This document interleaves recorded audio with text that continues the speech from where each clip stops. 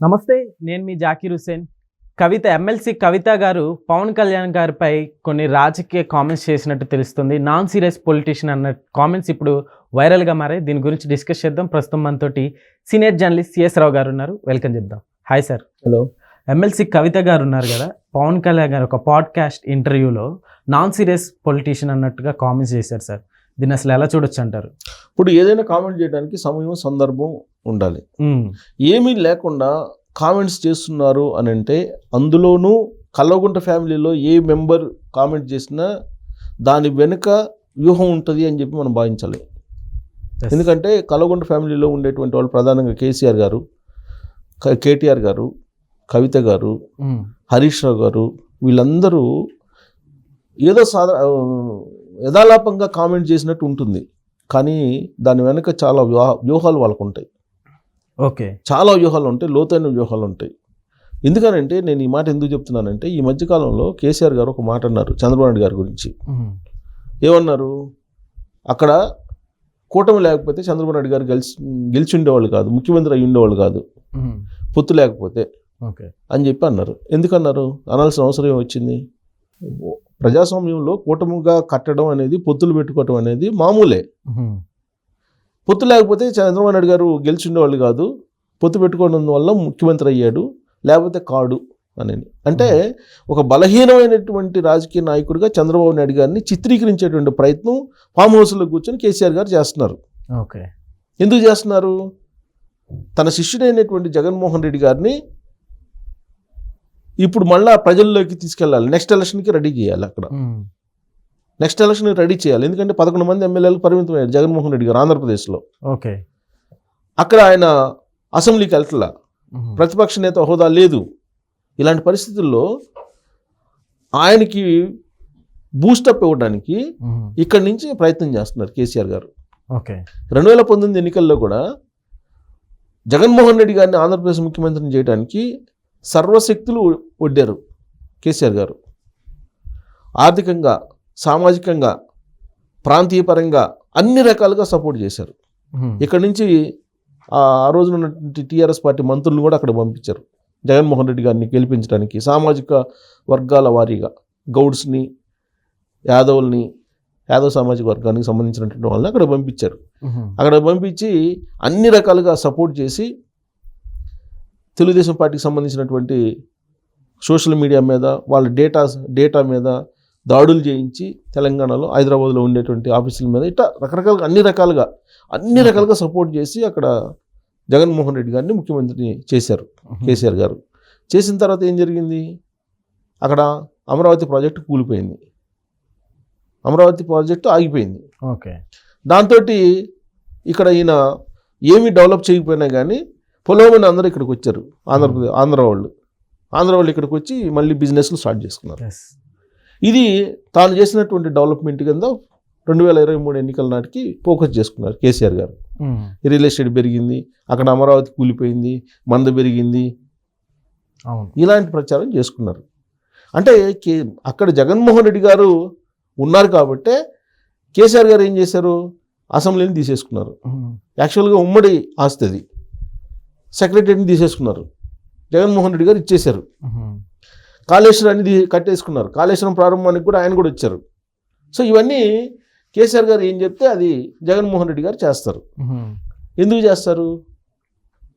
ఆయనకు అవసరం ఏమొచ్చింది, ఎందుకు చేయాల్సి వచ్చింది అని అంటే, జగన్మోహన్ రెడ్డి గారికి సంబంధించిన కేసులన్నీ ఇక్కడ కోర్టుల్లో ఉన్నాయి.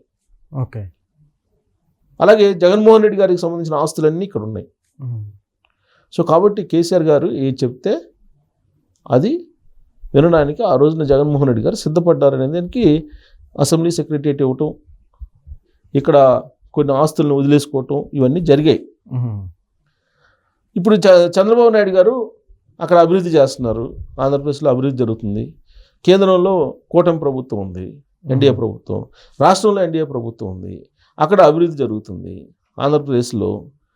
ఒకవేళ అదే అభివృద్ధి జరిగితే మళ్ళీ ఎలక్షన్కి ఏమైనా మళ్ళీ చంద్రబాబు నాయుడు గారు మళ్ళీ గెలుస్తారు, మళ్ళీ గెలిస్తే మన పరిస్థితి ఏంటి అనేటువంటి ఆలోచనతో జగన్మోహన్ రెడ్డి గారిని అక్కడ జాకీలేసి లేపెట్టిన ప్రయత్నం ఇక్కడి నుంచి చేస్తున్నారు, ఫామ్ హౌస్ నుంచి కేసీఆర్ గారు. దాంట్లో భాగంగానే కూటమికి లేకపోతే చంద్రబాబు నాయుడు గారు గెలిచిండే వాళ్ళు కాదు, అని చెప్పి ఒక అంశాన్ని ఈ మధ్యకాలంలో ఆయన మాట్లాడారు. దాని మీద చర్చ జరిగింది. కూటమి లేకపోతే గెలిచినవాళ్ళు కదా, ఓకే.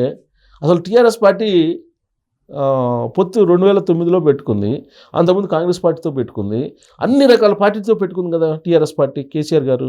మరి ఆ పార్టీలతో పొత్తు పెట్టుకోకపోతే అసలు కేసీఆర్ గారు ఎక్కడుండేవాళ్ళు? కేసీఆర్ గారు ఎక్కడుండేవాళ్ళు? అసలు కేసీఆర్ గారు రాజకీయంగానే ఉండేవాళ్ళు కాదు కదా. ఆ మాట కూడా అనొచ్చు తెలుగుదేశం పార్టీ వాళ్ళు.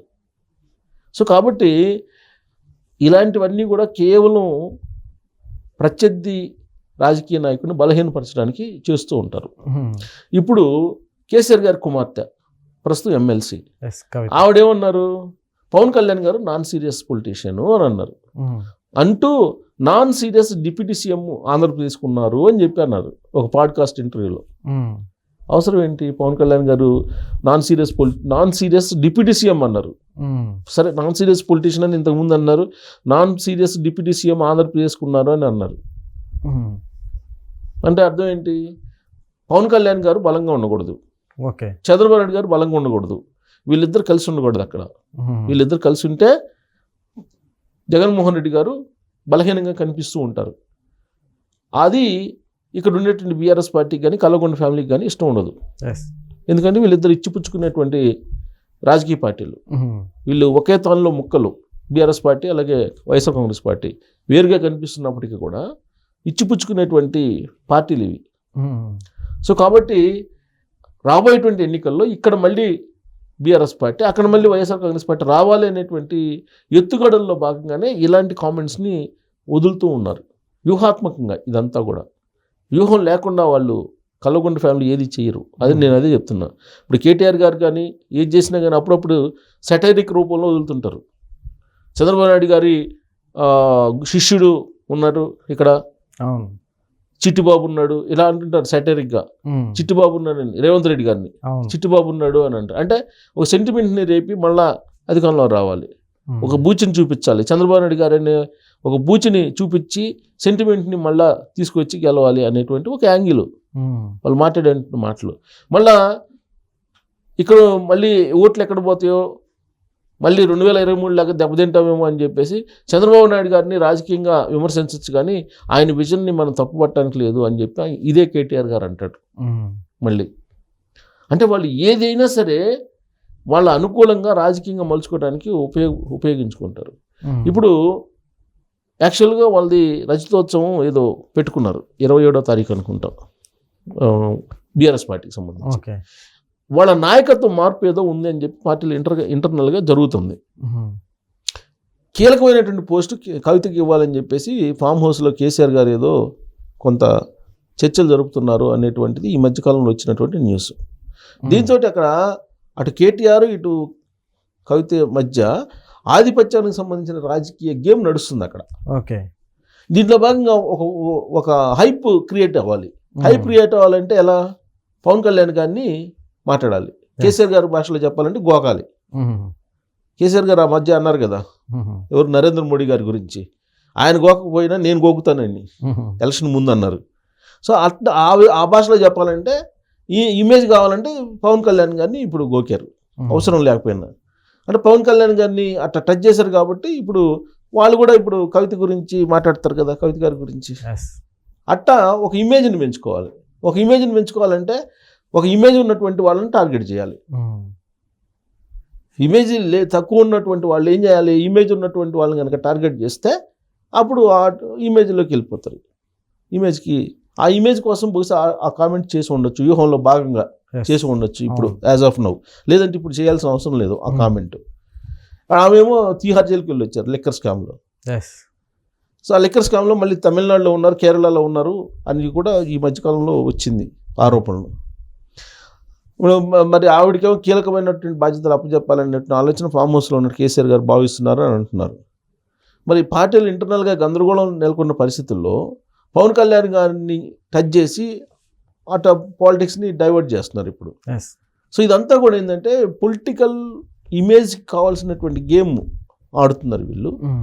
సో ఇదేంటంటే రాబోయేటువంటి రోజుల్లో అటు జగన్మోహన్ రెడ్డి గారిని బలోపేతం చేయడంతో పాటు ఇక్కడ బీఆర్ఎస్ పార్టీకి ఒక ఇమేజ్ తీసుకొచ్చేటువంటి ప్రయత్నంలో భాగంగా ఇలాంటి డైలాగ్స్, ఇలాంటి వ్యాఖ్యలు వీళ్ళు చేస్తున్నారని చెప్పి మనం అనుకోవచ్చు. ఎందుకంటే ఒకప్పుడు ఎవరైనా ఎవరో ఉన్నారు కదా యాక్టర్ అనేవాడు, ఎవరు కేసీఆర్ గారు, పవన్ కళ్యాణ్ గారి గురించి. ఓకే. ఆ తర్వాత ఆడియో ఫంక్షన్కి వచ్చి కేటీఆర్ గారు ఆకాశానికి ఎత్తేసారు పవన్ కళ్యాణ్ గారిని. అవును. అసలు టాలీవుడ్లో కాదు బాలీవుడ్లో కాదు ఇంత పాపులర్గా హీరో ఎవరు ఉండరు,